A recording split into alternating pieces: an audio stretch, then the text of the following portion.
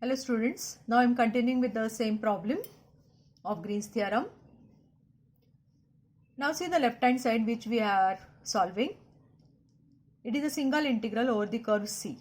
But now if you observe the diagram, your diagram is divided in two curves, right? This is C1 and this is C2. So when you start solving the left hand side, what happens? You have to divide this integral in two parts, that is for C1 and C2. So what will be value of this integral over the curve C1 plus what will be value of this integral over the curve C2, and sum of these two will be your answer for the left hand side. So we are going to continue with this. Now let me start with this C1. So see what happens, students. Over the curve C1, okay, over the curve C1. So what you observe here on C1, students? On C1, what is y? See the diagram. What is y on C1? Y is x square, right? So I am writing y is equal to x square. What this implies? This implies dy is equal to 2x dx. Okay. So in this integral, that is integral of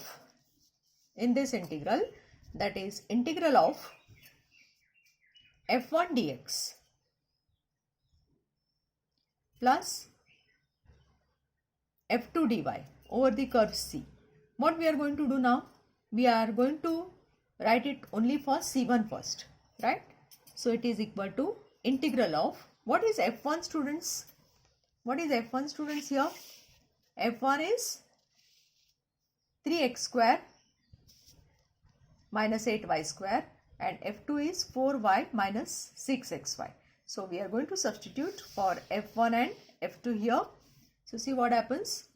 It is 3x square minus 8y square dx plus what is f2? f2 is 4y minus 6xy dy. Okay. Now see, when you mention C1, when you have already mentioned C1, what happens here is, on C1, your y is x square, right? And dy is 2x dx. So what we are going to do is, we are going to convert this whole integral either in terms of x fully or in terms of y. And accordingly, we are going to give the limits. Now see what happens here. Suppose we want to convert everything in terms of x. What will be this? First term is 3x square as it is minus 8y square. What is y here, students? Y is x square. On C1, I am talking about only C1. So y square will be what? X raised to 4 here, correct? And this is dx plus 4y. 4y means what? 4x square, because your y is x square. Minus 6x into y. X into y means what? X cube, because x into x square will become x cube.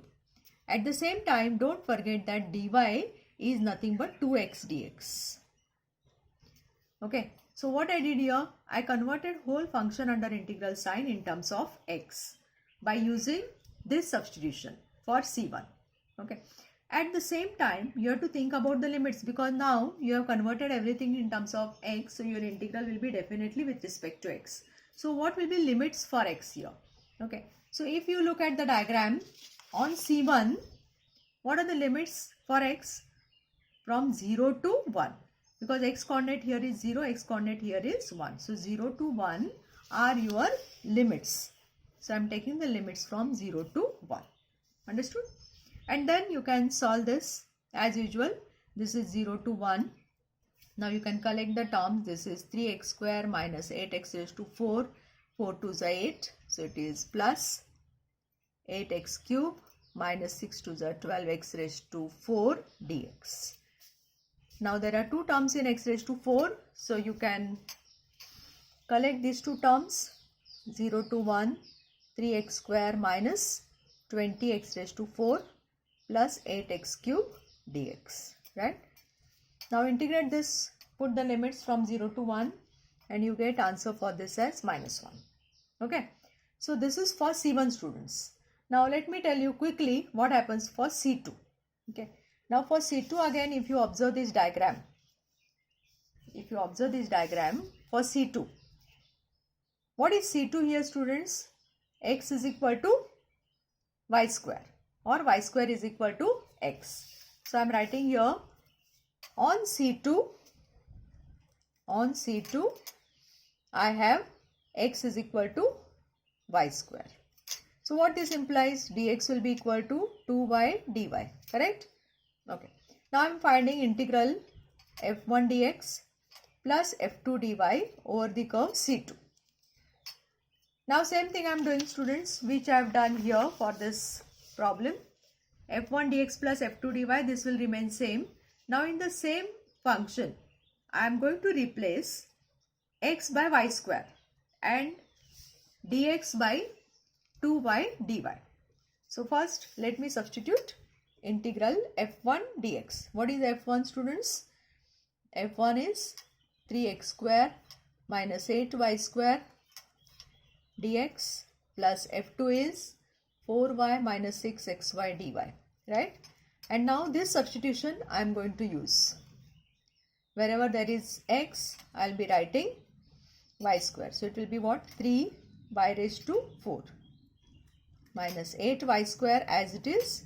What is dx? dx is 2y dy plus 4y as it is minus 6x. x is y square, right? So y square into y is y cube and dy. So if you observe, everything is converted in terms of y now. So when everything is converted in terms of y, your limits will be for y. Y is going from where to where? So again look at the diagram, students. This is C2. So look at the direction here. You are starting from origin and you are coming back to the origin. So y is varying from where to where, students? Y coordinate of this is 1. Y coordinate of this term is 0. So 1 to 0. Okay. So limits for y will be 1 to 0. All of you understood this?